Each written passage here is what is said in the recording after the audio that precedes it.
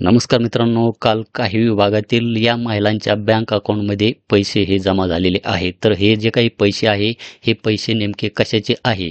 तर याची माहिती आपणास व्हिडिओच्या थंबनेलवरून थोडीशी कळली असेल, काहींना ही कळलेली नसेल.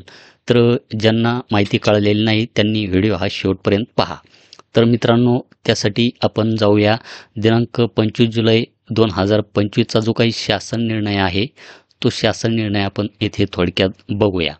तर यामध्ये काय सांगण्यात आलेले आहे की छत्रपती संभाजीनगर व अमरावती विभागातील सर्व तसेच नागपूर विभागातील वर्धा जिल्ह्यातील APL केसरी शिधापत्रिकाधारक शेतकऱ्यांनी अन्नधान्याऐवजी थेट रोख रक्कम हस्तांतरण योजनेकरता विभागांच्या दिनांक 28 फेब्रुवारी 2023 रोजीच्या शासन निर्णयान्वये मान्यता देण्यात आलेली आहे. सदर योजनेअंतर्गत राष्ट्रीय अन्न सुरक्षा अधिनियम 2013 अंतर्गत समाविष्ट न झालेल्या APL म्हणजेच केसरी शिधापत्रिकाधारक शेतकरी लाभार्थ्यांना माहे जानेवारी 2023 पासून अन्नधान्याऐवजी प्रतिमाह प्रति लाभार्थी 150 रुपये इतकी रोख रक्कम थेट हस्तांतरण करण्याचा निर्णय घेण्यात आला आहे. तदनंतर विभागाच्या दिनांक 20 जून 2024 रोजीच्या शासन परिपत्रकान्वये लाभार्थ्यांना देण्यात येणाऱ्या लाभामध्ये वाढ करण्यात आली असून माहे एप्रिल 2024 पासून प्रतिमाह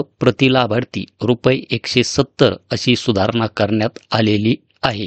तर अशा प्रकारचा जो काही शासन निर्णय आहे, हा शासन निर्णय आपण येथे पाहू शकता दिनांक 25 जुलै 2025 या रोजीचा.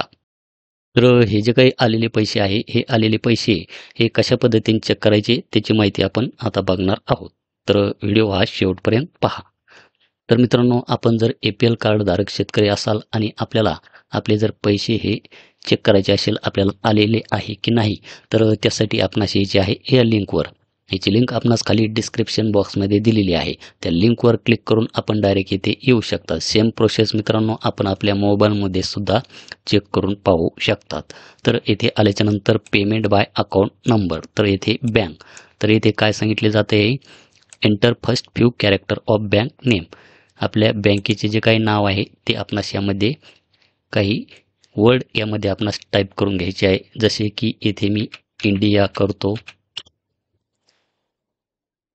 तर आपली जी काही बँक असेल, जसे की इंडिया पोस्ट असे जर टाईप केले तर येथे इंडिया पोस्ट आणि इंडिया पोस्ट पेमेंट बँक जी बँक असेल ती आपणास यामध्ये निवडून घ्यायची आहे.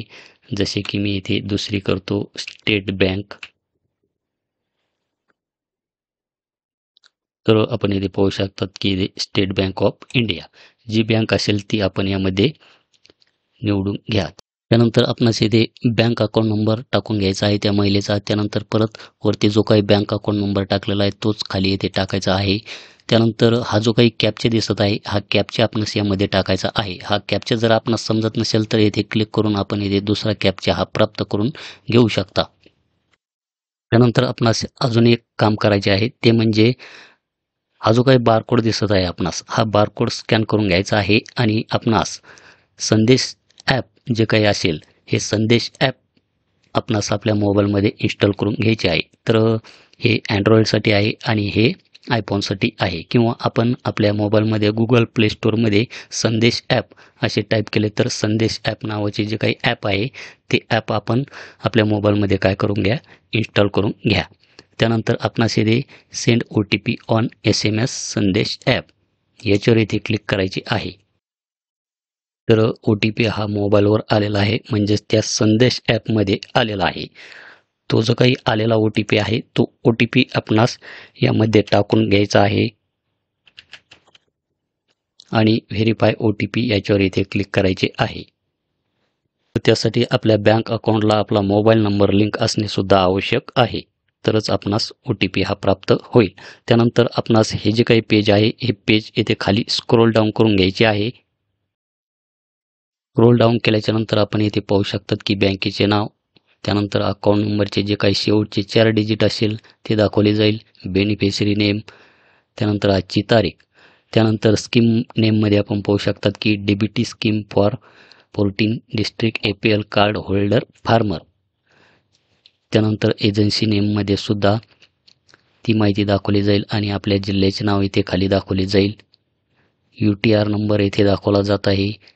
त्याचप्रमाणे क्रेडिट ट्रान्झॅक्शन ID अशा प्रकारची माहिती येथे दाखवली जात आहे. तर आपण इथे खाली पाहू शकतात की 1/12/2023 या रोजी या APL कार्डधारक शेतकऱ्यांना 4,500 रुपये मिळालेले आहेत. त्यानंतर 11/2/2025 रोजी 12,000 रुपये मिळालेले आहेत. त्यानंतर 12/3/2025 तर यामध्ये 4,590 रुपये इतकी अमाऊंट मिळालेली आहे. आणि त्यानंतर क्रेडिट डेट आपण पाहू शकतात की 1/11/2025 म्हणजेच कालची तारीख आहे मित्रांनो. तर अमाऊंट पाहू शकतात की 5,100 रुपये आणि स्टेटसमध्ये आपण पाहू शकतात की ते सक्सेस.